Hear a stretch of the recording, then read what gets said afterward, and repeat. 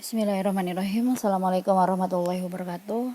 Hari ini kita belajar mengenai sistem indera, yaitu indera penciuman, di mana akan dibahas materi anatomi sedikit dan juga penyakitnya. Indera penciuman ini contohnya adalah hidung sebagai alat indera yang digunakan untuk mencium berbagai bau, seperti membau makanan dan lainnya, di mana indera penciuman ini sangat berhubungan erat juga dengan indera pengecapan atau disebut juga dengan pengecapan jarak jauh. Untuk indera penciuman ini terdapat satu reseptor penciuman yang terletak di selaput lendir hidung. Pada selaput lendir hidung bagian atas atau konka superior, di mana daerah ini mempunyai luasnya kurang lebih 2 cm yang berwarna kuning yang disebut dengan area olfaktori. Jadi di sini ada area olfaktori ini untuk saraf untuk pembaunya. Dan di bagian ini juga terdapat lendir, di mana lendir ini disekresikan oleh kelenjar Bowman. Di dalam indera penciuman terdapat sel, yaitu sel epitel dan juga sel saraf reseptor atau olfaktori, sel saraf serabut saraf olfaktori. Alat pembau disebut juga organon olfaktus yang dapat menerima rangsangan atau stimulus benda-benda bau-bau kimia, sehingga reseptornya disebut dengan pula reseptor. Untuk penyakit indera penciumannya itu ada salesma atau cold atau flu, tapi lebih tepat disebutnya sebagai flu atau influenza, karena menurut Kamus Besar Bahasa Indonesia itu flu itu adalah penyakit menular pada saluran pernafasan yang disebabkan oleh virus. Jadi influenza ini disebabkan oleh virus.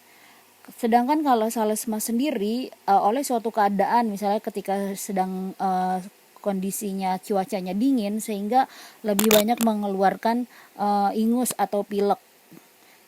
Dan untuk flu ini biasa disebut dengan common cold. Dan ini merupakan salah satu jenis infeksi saluran pernafasan atas. Gejalanya itu biasanya ada dirasakan secara sistemik seperti terasa lemas, lesu, kurang nafsu makan. Untuk sinusitis merupakan proses peradangan pada mukosa atau selaput lendir sinus paranasal. Akibatnya peradangan ini dapat menyebabkan pembentukan cairan. Jadi ini adanya peradangan pada mukosa atau selaput lendir pada sinus paranasal. Sinus paranasal tuh rongga di sekitar hidung. Terdiri dari sinus paranasal frontalis, jadi rongga-rongga di sekitar hidung yang lebih mendekat di dahi, sinus ethmoidalis di dekat pangkal hidung, maksilaris itu di maksila pipi kanan dan kiri, dan sphenoid itu di belakang sinus ethmoid. Itu beberapa jenis dari sinus. Untuk klasifikasi dan etiologinya dibedakan menjadi 2, yaitu ada yang akut dan ada yang kronis. Kalau akut itu biasanya didahului dulu oleh infeksi saluran pernafasan, terutama biasanya terjadi pada anak kecil. Gejalanya seperti pilek, batuk yang lama lebih dari 7 hari. Gejala subjektifnya yang dirasakan secara sistemik, secara keseluruhan, seperti demam, lesu, terus hidung tersumbat, terus lebih banyak cairan hidung atau ingus, terus kadang-kadang berbau nafasnya, dan yang akan mengalir ke nasofaring, halitosis, sakit kepala, biasanya lebih berat pada pagi hari, dan nyeri di daerah sekitar sinus. Bisa disebabkan karena virus, bakteri, infeksi jamur, peradangan pada saluran hidung. Untuk penjelasan etiologi lebih lanjut bisa dilihat di buku. Untuk sinus kronis berbeda dengan sinusitis akut. Biasanya kalau kronis ini sulit disembuhkan dengan hanya obat-obatan saja, dan ini harus dicari penyebabnya dan faktor penunjang sehingga sinus itu bisa kambuh.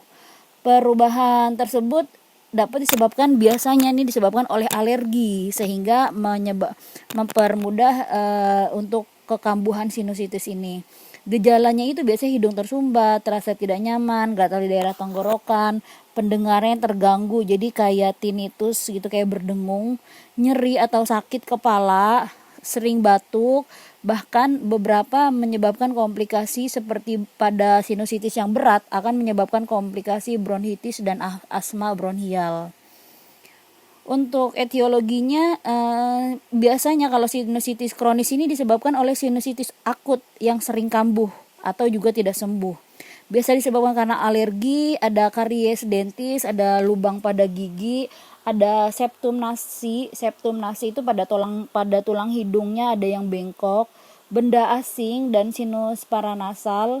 Sinus akut yang sering kambuh atau tidak kambuh, dan adanya tumor di hidung. Manifestasi klinisnya gejalanya itu berasa nyeri atau sakit berat, rasa tertekan pada wajah, hidung tersumbat, terdapat peningkatan ingus atau lendir, sakit nyeri pada daerah gigi, gangguan dalam mencium baunya berkurang, terus batuk, dan pada telinga itu terasa nyeri dan panas. Itu adalah gejala dari sinusitis kronis. Dan lokasi ini khas sekali untuk sinus yang terinfeksi, antara lain pada sinusitis frontalis biasanya nyerinya ini daerah dahi seperti sakit kepala yang berat. Sinusitis maxillaris ini biasanya nyerinya ini menjalar ke pipi atau ke rahang. Pada ethmoidalis ini nyerinya ini berada di antara jembatan mata, di daerah sekitar mata. Kalau sinusitis sphenoidalis biasanya nyerinya ini tuh di belakang mata, atau di belakang mata atau di puncak kepala atau di sepanjang tengkuk, nyerinya sampai ke situ. Untuk komplikasinya ini yang berat itu biasanya terjadi berupa pada sinusitis yang berat berupa eksaserbasi akut, berupa komplikasi pada orbita atau intrakranial. Komplikasi orbitanya apa saja ada di buku.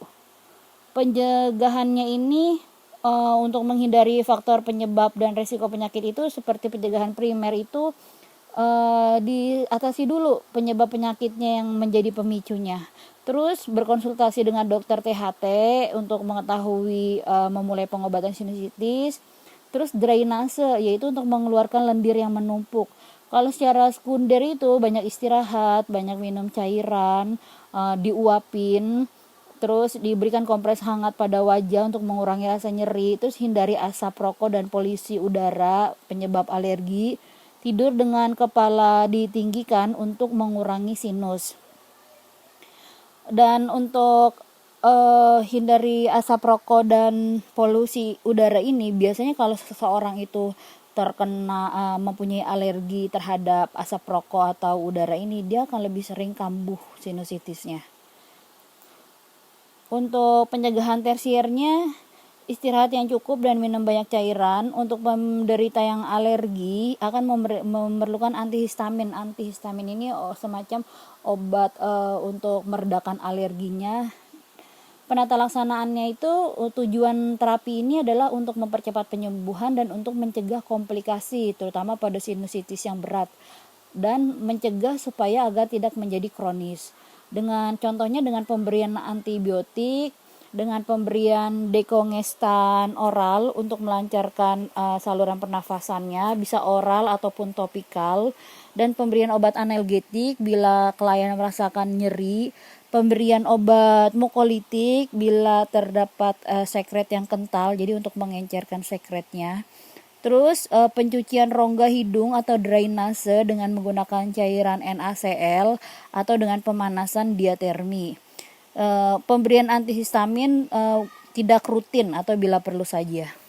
Polip hidung ini adalah adanya benjolan atau adanya massa lunak di dalam mukosa hidung. Jadi semacam ada benjolan di dalam mukosa hidung. Biasanya ini terdapat di rongga hidung yang berasal dari sinus ethmoid, multiple dan bilateral. Biasa terjadi pada orang dewasa. Kalau pada anak-anak biasanya mungkin merupakan gejala fibrosis kristik. Jadi masih berupa fibrosis kristik.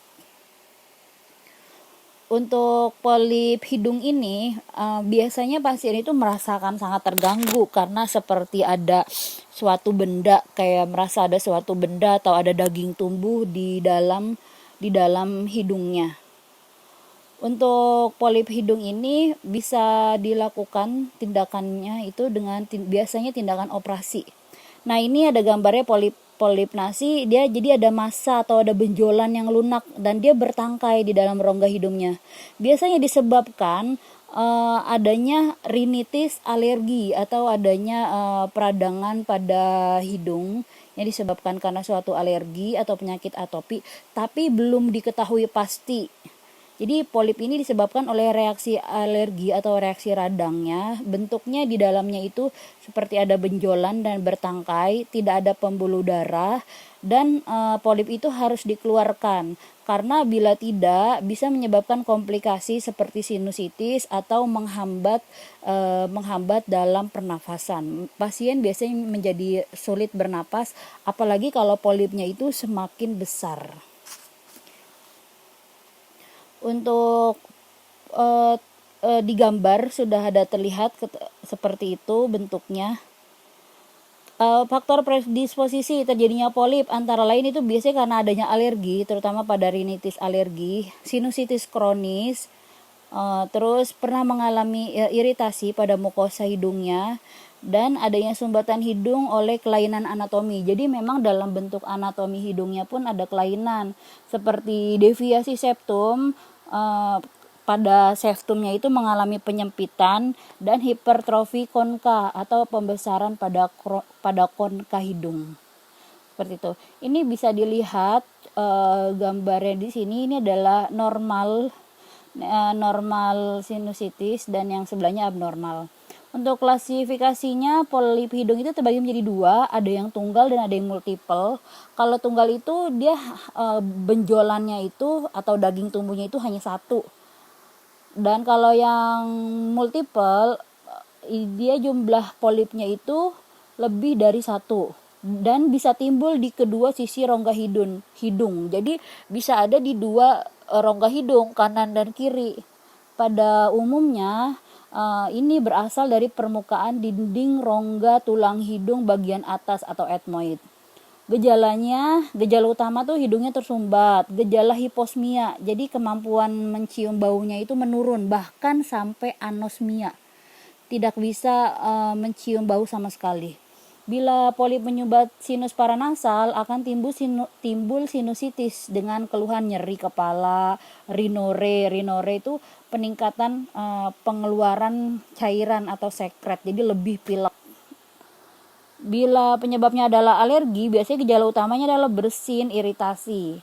Pada permukaan klinis tampak, jadi kalau dilihat di lubang hidungnya itu biasanya akan terlihat seperti benjolan atau adanya massa berwarna putih, keabuan atau kuning. Nah, kalau ini adalah gambar sinus ya. Dia kalau yang di daerah frontal itu sinus yang frontal biasanya menyerangnya rasa sakit kepala. Kalau dia di dekat sphenoid atau ethmoidalis, rasanya tuh seperti tertekan pada wajah. Nah, ini gambar yang sebelahnya adalah bila dilakukan pemeriksaan melihat kondisi dalam hidungnya. Komplikasinya jika polip berukuran besar atau jumlah yang banyak, dapat mengarah komplikasinya yaitu menjadi sinusitis kronis. Kalau tidur itu sulit mengambil nafas sehingga mengorok, apnu tidur. Jadi dalam keadaan tidur itu dia sulit untuk mengambil nafas sehingga nafasnya berhenti nanti baru akan mulai bernafas kembali beberapa kali selama tidur. Pencegahannya itu jangan sampai alerginya itu kambuh, jadi mengatur alergi dan asmanya, penyebab kekambuhannya agar tidak kambuh. Terus hindari iritasi, yaitu zat-zat iritan yang mengandung bahan kimia yang masuk ke dalam hidung. Terus hidup lebih bersih dan baik dengan mencuci tangan, menghindari polusi. Penata laksanaannya ini pada kasus polip ini biasanya untuk menghilangkan keluhan, karena biasanya banyak yang mengeluh adalah sulit untuk bernafas atau seperti hidungnya tersumbat. Mencegah komplikasi dan mencegah rekarensi polip, mencegah kekambuhan. Rekarensi polip itu kekambuhan polip. Pemberian obat kortikosteroid itu untuk menghilangkan polip nasi disebut juga dengan polipektomi medikamentosa. Pada tipe polip yang eosinofilik, dia kalau diberikan obat kortikosteroid ini memberikan respon yang baik. Tapi kalau untuk tipe polip yang lain seperti neutrofilik itu tidak terlalu memberikan hasil yang baik. Kasus polip yang tidak membaik dengan terapi medikamentosa, biasanya dokter akan mempertimbangkan untuk terapi bedah atau dioperasi, yaitu